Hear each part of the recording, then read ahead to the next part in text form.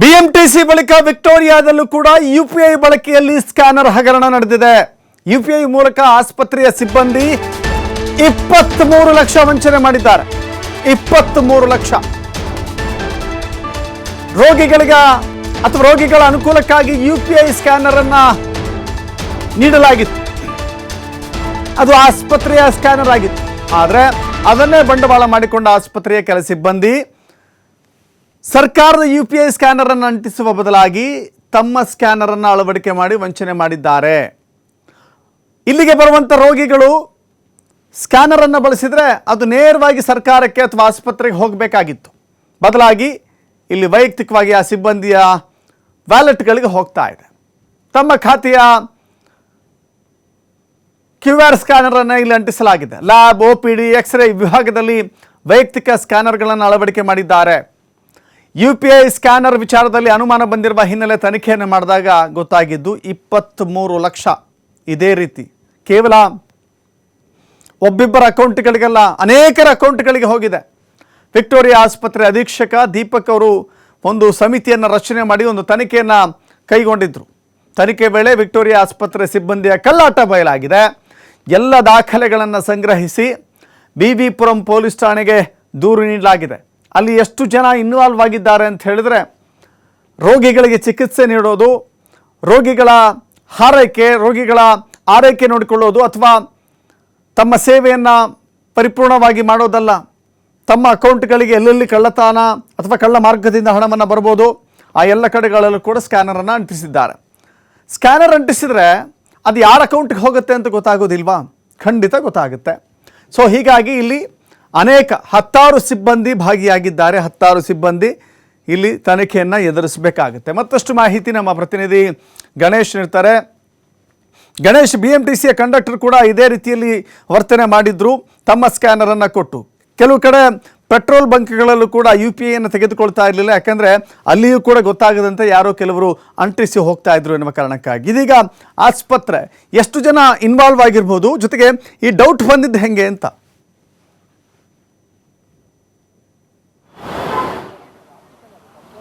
ದಶರಥ, ಖಂಡಿತವಾಗ್ಲೂ ಈ ಹಿಂದೆ BMTC ಕೆಲವು ತಿಂಗಳ ಹಿಂದೆ ಅಥವಾ 1-2 ತಿಂಗಳ ಹಿಂದೆನೆ BMTC ಕಂಡಕ್ಟರ್ಗಳು ಈ ಒಂದು UPI ಸ್ಕ್ಯಾನರ್ಗಳನ್ನು ಬಳಸಿ ತಮ್ಮ ಖಾತೆಗೆ ಗ್ರಾಹಕರಿಂದ ಅದರಲ್ಲೂ ಪ್ರಯಾಣಿಕರಿಂದ ಹಣವನ್ನು ತಮ್ಮ ಖಾತೆಗೆ ಜಮಾ ಮಾಡಿಸ್ಕೊಳ್ತಿರುವಂತಹ ಆರೋಪ ಇತ್ತು. ಆ ಪ್ರಕರಣ ಪತ್ತೆ ಆದಂತಹ ಸಂದರ್ಭದಲ್ಲಿ ಸರ್ಕಾರದ ಚೀಫ್ ಸೆಕ್ರೆಟರಿ ಅವರು ಒಂದು ಸಹಜವಾಗಿ ಎಲ್ಲ ಇಲಾಖೆ ಜೊತೆ ಸಭೆಯನ್ನು ನಡೆಸ್ತಾರೆ. ಆ ಸಂದರ್ಭದಲ್ಲಿ ಈ ಥರದ ಒಂದು ಕೇಸ್ಗಳು ನಿಮ್ಮ ಇಲಾಖೆಯಲ್ಲಿ ಆಗಿದೆ ಅನ್ನೋದನ್ನ ಪರಾಮರ್ಶಿಸಿ ಒಂದು ವರದಿಯನ್ನು ನೀಡಿ ಅನ್ನುವಂಥ ಸೂಚನೆಯನ್ನ ಚೀಫ್ ಸೆಕ್ರೆಟರಿ ಶಾಲಿನಿ ರಜನೀಶ್ ಅವರು ನೀಡ್ತಾರೆ.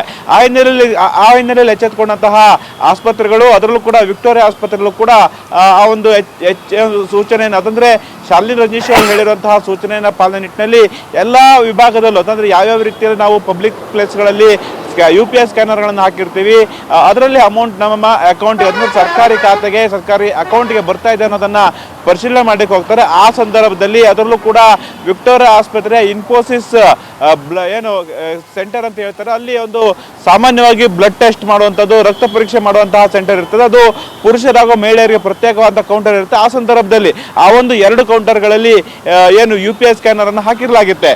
ಆದ್ರೆ ಅದನ್ನ ಒಂದು ಏನು ಆಸ್ಪತ್ರೆಯ ಒಂದು ಅಕೌಂಟ್ ಏನಿದೆ ಅದನ್ನ ಇರುವಂತಹ UPI ಸ್ಕ್ಯಾನರ್ ಅನ್ನ ತೆಗೆದು ತಮ್ಮ ಅಕೌಂಟಿನ UPI ಸ್ಕ್ಯಾನರ್ ಅನ್ನು ಅಂಟಿಸಿ ಅಲ್ಲಿ ಬರುವಂತಹ ಏನು ರೋಗಿಗಳ ಸಂಬಂಧಿಕರು ಆ ರಕ್ತ ಪರೀಕ್ಷೆ ಮಾಡಿದಂತಹ ಬಿಲ್ಗಳನ್ನೇನು ಜಮಾವಣೆ ಮಾಡ್ತಾರೆ ಅಥವಾ ಪಾವತಿಯನ್ನು ಮಾಡ್ತಾರೆ, ಆ ಪಾವತಿ ಹಣ ನೇರವಾಗಿ ಅಲ್ಲಿದ್ದಂತಹ ಹೊರ ರೋಗಿಗಳ ನೌಕರರು, ಸಿಬ್ಬಂದಿಗಳ ವರ್ಗದ ಅಕೌಂಟ್ಗೆ ಹೋಗ್ತಾ ಇರುವಂಥದ್ದು ಈಗ ಬೆಳಕಿಗೆ ಬರುವಂಥದ್ದು.